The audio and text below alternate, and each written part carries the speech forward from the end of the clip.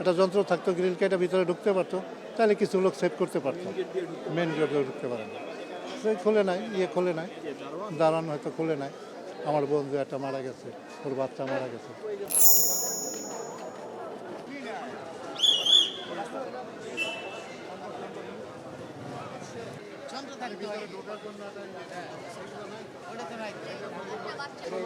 আপনি ছিলেন? আমরা ছিলাম না।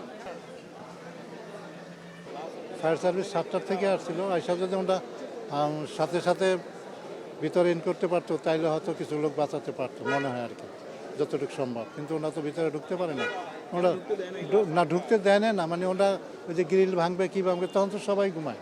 ঢাকা শহর তো 10টা 11টা 12টা পর্যন্ত সবাই ঘুমায়, কি তাই না? তা এখন এরা তো আসছে, ওরা যদি এই গ্রিল কাইটা একটা যন্ত্র থাকতো, গ্রিল কাইটা ভিতরে ঢুকতে পারতো, তাহলে কিছু লোক সেভ করতে পারতো।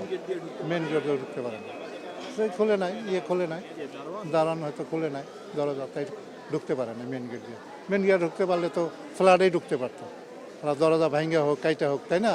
মেন গেট দিয়ে তো ঢুকতে পারে না, দারোয়ান ঢুকতে পারে না।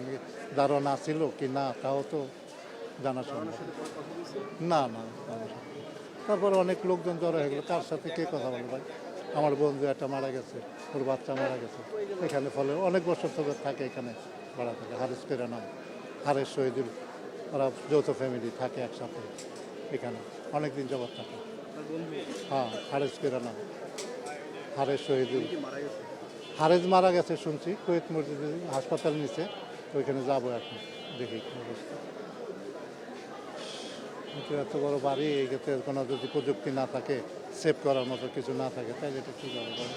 আর এটা বলবোই কার কাছে? দেশে কোনো সরকার আছে? ফায়ার সার্ভিস যে নিয়ে আসছে, ওরা তো পানি আর পাইপ নিয়ে আসে, আর কি নিয়ে আসবে? ওদের কাছে আর কোনো ভিতরে ঢোকার মতো, গ্রিল কাটার মতো, দরজা ভাঙার মতো কোনো যন্ত্রপাতি তো ওদের কাছে নাই, এরকম কিছু তো নাই এদের কাছে।